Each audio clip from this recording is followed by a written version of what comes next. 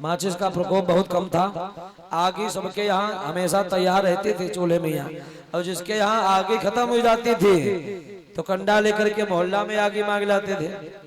और जब माचिस चली, माचिस कहीं महीना 15 दिन में बहुए खत्म कर देते थे, तो ये बुढ़िया खूब चिल्लाती रही बहुवन पर, माचिस जो आते ही नहीं। अभी माचिस आई थी और खत्म हो गई माचिस।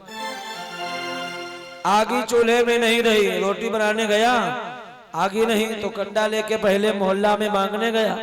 मंगलवार का दिन था, किसी ने आगी मांगे दी नहीं, तो पत्नी चिल्लाई रही। पत्नी ने कहा देखो 11 बज गया, तुमने चाय नहीं बनाई, नाश्ता नहीं बनाया।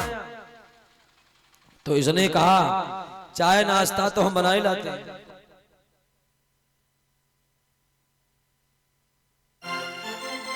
भगवत प्रेमियों, ऐसा संकेत मिलता है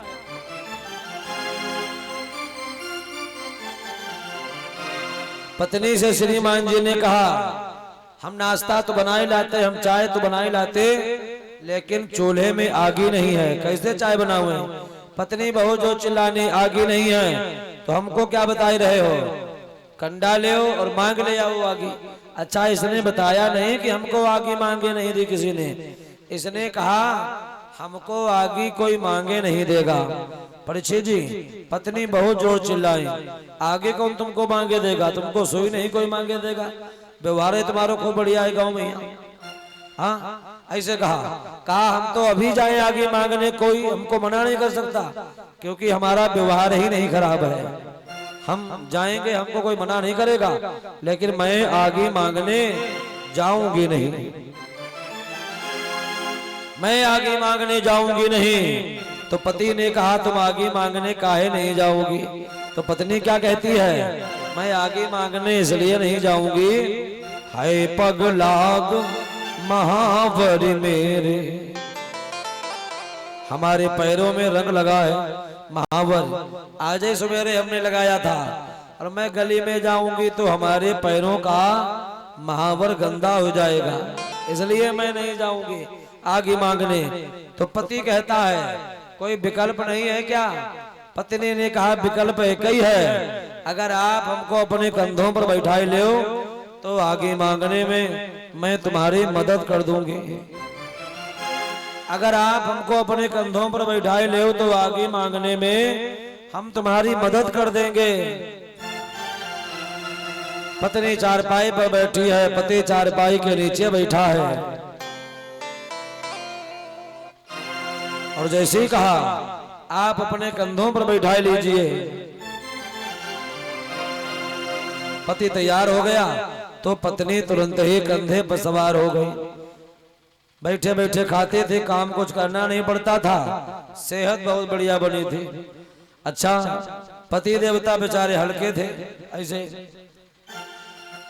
बड़ा मुश्किल में उठाई पाया, गाड़ी डिसबैलेंस भाई, लेकिन सामान ले गए।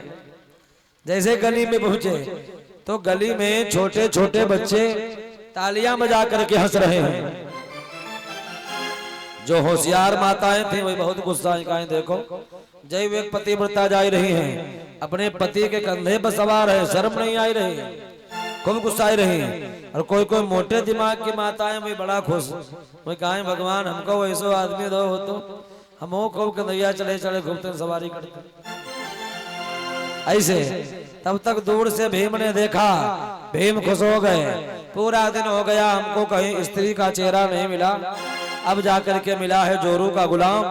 पकड़ा हाथ, देवी जी को नीचे उतार दिया, श्रीमान जी को घसीटते हुए लिए जा रहे।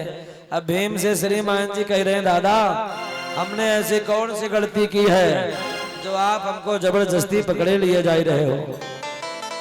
भीम ने कहा कोई गलती नहीं की है, छोड़ देंगे तुमको। कुरुक्षेत्र मैदानी जंग में पहुंचे, गड्ढा खुदवाया और उस गड्ढे में श्रीमान जी को गाड़ दिया, सीधा सीधा खाली सर दिखाई पड़ रहा है। धीरे धीरे आधी रात का समय हुआ, और जब अर्धरात्रि का समय हुआ भैया, अर्धरात्रि के समय एक वहां पर जम्बुक आया है। जम्बुक कहते हैं सियार को। हमारे भैया सूरज कुमार आपकी तरफ से 21 मुद्रा समर्पित हुए हैं भाई, बहुत बहुत धन्यवाद मोबाइल के माध्यम से। हमारे दादाजी की तरफ से योगदान समर्पित हो रहा, बहुत बहुत धन्यवाद है भैया। सियार के बच्चे मारे भूख के चिल्ला ही रहे थे।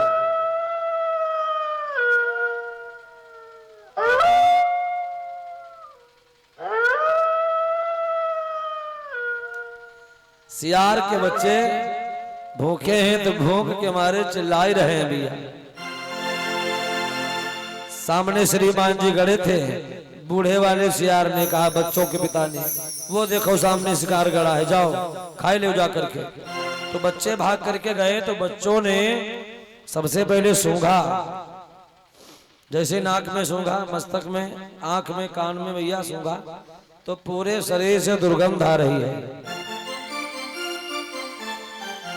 वापस आ गए।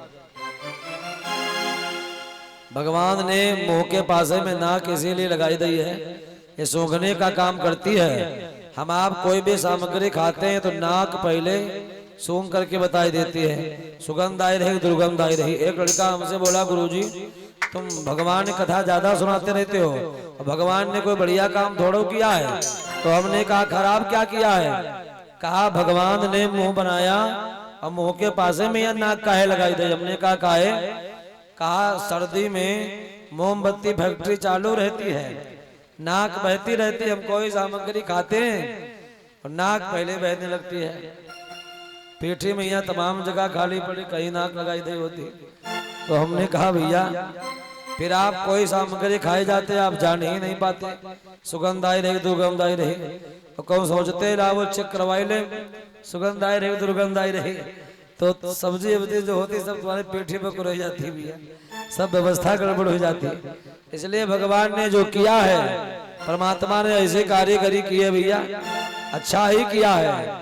जवाब दिया। फिर एक बात हमारे समझ में नहीं आती है, भगवान ने कान बनाए हैं, कान सुनाई तो सुराखों से पड़ता है, जो छेद है कान में यहाँ। भगवान ने डिजाइन खाली मूली बनाई दे, डिजाइन नहीं बनी होती, खाली छेद बनाई दिए होते, खूब सुनाई पड़ता। तो हमने कहा भैया भगवान जो करते हैं अच्छा ही करते हैं। भगवान ने सोचा हमारा भक्त बूढ़ा हो जाएगा, नजर कमजोर हो जाएगी, चश्मे की आवश्यकता पड़ेगी, चश्मा कहाँ रुकेगा, इसलिए भगवान ने चश्मा स्टैंड बनाया है। कोई कोई हमारी शौकीन माताएं 4-5 जगह कान छुड़ाई लेती हैं, हाँ, और ये डिजाइन भगवान ने नहीं बनाई होती तो ये सब व्यवस्था कैसे होती? इसलिए भगवान ने जो किया है अच्छा ही किया है। विद्वानों ने वर्णन किया है, श्रीमान जी के पूरे शरीर से दुर्गंध आ रही है तो बच्चे वापस चले आए। बच्चों ने कहा पिताजी वो शिकार बढ़िया नहीं है, इसलिए मैं उसको नहीं खाऊंगा, नहीं खाऊंगा उसे।